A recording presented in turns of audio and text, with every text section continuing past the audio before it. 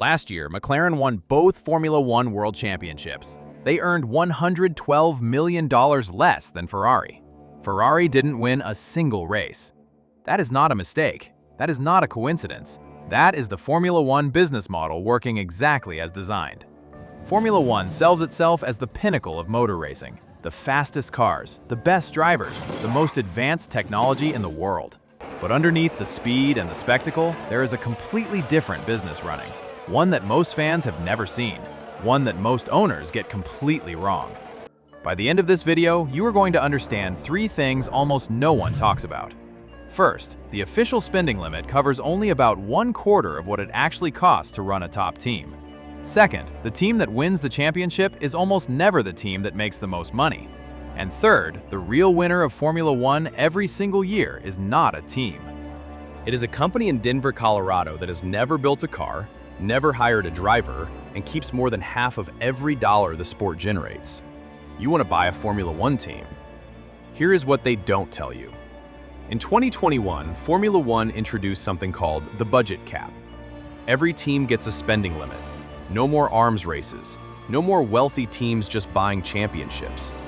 For the 2024 season, that cap was $135 million. But here's the part they leave out. Driver salaries, not included. Max Verstappen earned around $75 million in 2024. None of that counts toward the cap. The 3 highest paid staff at any team, not included. Marketing budgets, not included. The engine, its own separate deal worth up to $95 million a year, not included. Factory construction, wind tunnels, simulators, travel for 24 races across 5 continents, not in the cap. Here is the number that changes everything. McLaren, 2024 Formula One World Champions. In 2024, their real operating costs, according to their own publicly filed accounts, were approximately $560 million. The cap was $135 million. The real cost was $560 million. The official limit covers roughly 1/4 of what it actually takes to run a top team. The rest? No limit. Keep that iceberg in your head. What's above the water is the story they tell the public. What's below the water is the real race. Now, let's say you want to start a brand new team from scratch. In 2026, General Motors brought Cadillac into Formula One. Before building a single car, before signing a single driver, they wrote a check for $450 million. That was just the price of permission.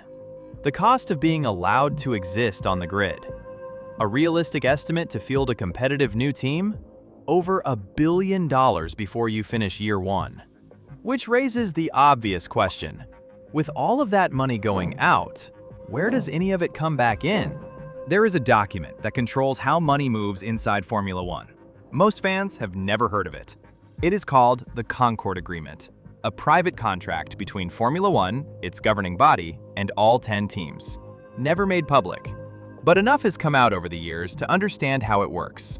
And once you do, the sport looks completely different.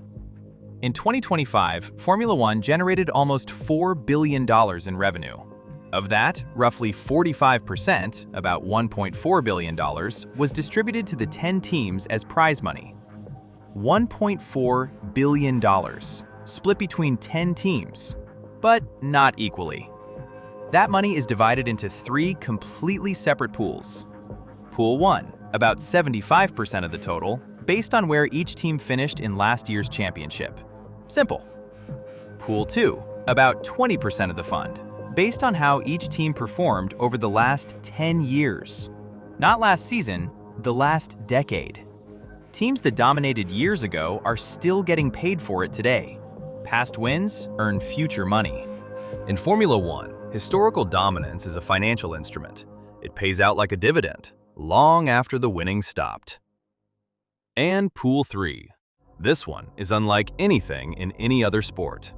5% of the entire prize fund, guaranteed, to exactly one team, before the season begins, before a single lap is driven. Which team? We will get to that in a moment. Prize money is the floor. Sponsorships are the ceiling. In 2025, the 10 teams collectively earned $2.5 billion in sponsorship deals, on top of prize money, on top of everything else. A title sponsorship on a top team costs between $70 and $100 million per season. Fortune 500 companies paying for the most watched 60 minutes of television on any given race weekend. And teams that build their own engines, Ferrari, Mercedes, Honda, charge customer teams between $15 and $25 million a season just to use them.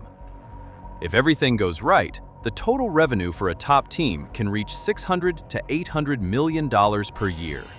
You would think the team that wins the championship sits at the top of all of that. You would be wrong. Let me tell you what happened in 2025. McLaren won the Drivers' Championship. They won the Constructors' Championship. Lando Norris, Oscar Piastri, both titles. The best season a team can possibly have. Ferrari finished 4th. They did not win a single race all year. How much did each team earn in prize money? McLaren, approximately $165 million. Ferrari, approximately $277 million. The team that won everything earned $112 million less than the team that won nothing. Now you need to know why. Remember that third pool? 5% guaranteed to exactly one team before a wheel turns? That team is Ferrari. Ferrari has competed in every Formula One season since 1950. 75 years without missing a race. No other team comes close. And because of that, written into every Concord agreement, non-negotiable, permanent, Ferrari receives around $63 million a year. Before the first race, before the first engine fires, $63 million that no other team on Earth can touch. Ferrari also earned around $70 million in historical performance bonuses. Add their prize money for finishing 4th, another $144 million. $63 million, plus $70 million, plus $144 million. $277 million total. For a team that did not win a single race. And Ferrari is not alone. Mercedes won every Constructors' Championship from 2014 to 2021, 8 in a row. Those seasons are over, but the money they generate, still running. In 2025, Mercedes earned an estimated $112 million in historical bonuses, based on titles won years ago. A decade of dominance converted into an annuity that pays like a stock dividend. And McLaren, the 2025 double champion, they spent most of the 2010s struggling in the midfield. Their historical bonus was around $18 million. McLaren won everything. They finished 4th in prize money. Because in Formula One, your past can make you richer than your present. The championship gives you a trophy. The history gives you the income. Those are two different games, and most people watching only know about one of them. Earlier, I showed you that pie chart. Formula One generates almost $4 billion a year.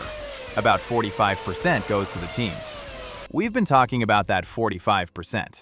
We've not talked about the other 55%. Who keeps it? To answer that, you have to go back to 2016.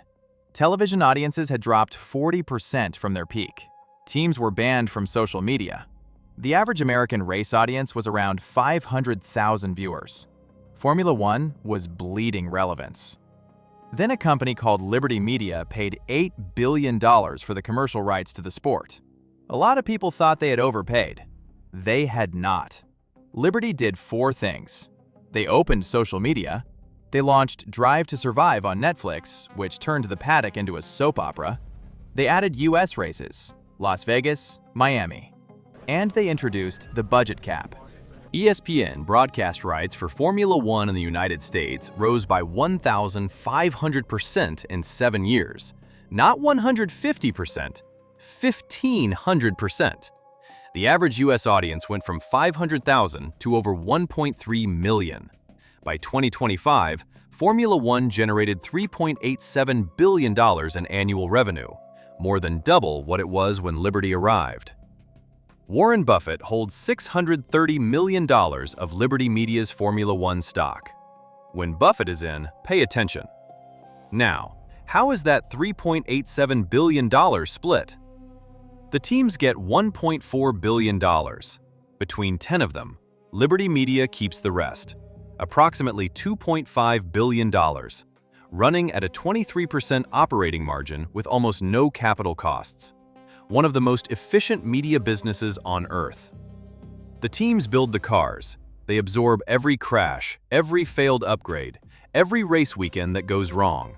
And the company in Denver keeps 64 cents of every dollar the sport generates. Here is the simplest way to understand what Formula One actually is. It is a franchise system. Liberty Media is the franchisor. The teams are the franchisees. They run the operation, take the risks, and pay into a system the central entity controls. Liberty designed the machine. The teams are inside it. So, if Liberty always wins, why do billionaires keep buying F1 teams? In 2020, Doralton Capital bought the Williams Formula One team. Williams had not scored a single championship point that season. They were last. Some people in the paddock quietly wondered if they would survive. Doralton paid approximately $200 million. 5 years later, Williams is worth approximately $2.5 billion, a 12.5 times return, on a team that still has not won a championship. Because Williams is not just a racing team, it is one of 11 seats at a table the FIA controls completely. You cannot buy a seat unless someone already there is willing to sell. There are only 11 Formula One teams. You cannot decide to start one, and when Cadillac wanted in, they paid $450 million, split among the 10 existing teams. $45 million each, just for sitting at the table when someone new wanted to join. Fixed supply, rising demand, compounding value. The average Formula One team was worth $1.6 billion in 2023. 2 years later, $3.4 billion, more than double. The average MLB franchise is worth around $2.8 billion. The average NBA franchise, $5.5 billion. Formula One is now sitting between them and rising. Lawrence Stroll bought Racing Point in 2018 for around $100 million, renamed it Aston Martin, no championship, now valued at $3 billion, a 30 times return without a trophy. The investment thesis is not build a winning team, it is get a seat at the table before the seats are gone. But not every team is playing the valuation game. Some are just running a very good small business. Haas entered Formula One in 2016. Around 320 employees, the smallest roster in the paddock. No full-size wind tunnel. They have never won a race. And yet, for 5 years in a row, they turned a profit. Their 2024 profit was around $8 million on $150 million in revenue. In 2025, for the first time in 9 years, the owner did not need to fund the team from his own pocket. The team principal described it simply. It's the first time. Formula One has 3 ways to succeed: win on track, use championships to attract bigger sponsors, and bank historical prize money for the years ahead. McLaren is doing this now. Buy the franchise seat. Get in, build infrastructure, let the asset appreciate. Don't worry about winning immediately. That is what Stroll did, what Doralton did. Operate lean. Collect the money that comes from simply existing. Never overspend. That is Haas. Most teams try to do all 3 at once. Most teams fail at all 3. The ones that succeed, pick one and commit. And every strategy shares the same requirement: survive long enough for the sport to work for you. The prize money compounds. The historical bonuses accumulate. The franchise value appreciates. The longer you stay, the more the system rewards you. Let's bring it together. Formula One is not a racing business. It is a franchise system that uses the world's most technically extraordinary motorsport as its content. The racing is the product. The franchise is the asset. The budget cap covers 1/4 of what it actually costs. The other 3/4? No limit. The prize money rewards history more than performance. The champion can finish 4th in earnings. The company that controls the commercial rights keeps 64 cents of every dollar. Not the teams. Liberty Media. And team valuations have doubled in 2 years. Not because teams are winning more, but because the scarcity of those franchise slots is finally becoming visible. Enzo Ferrari built a racing team to fund a road car company. Ferrari, the brand, is now worth over $50 billion. Lawrence Stroll turned $100 million into $3 billion without a championship. Doralton turned $200 million into $2.5 billion on a team that finished last the year they bought it. And Liberty Media turned an $8 billion purchase into the most valuable sports media franchise growth story of the last decade, without building a single car. If you want to buy a Formula One team, the most important thing to understand is not the engineering, not the aerodynamics, not which driver is faster. It is the franchise. Get in, stay in, let the system work. Because in Formula One, the winner of the championship gets the trophy, but the winner of the business gets the deed.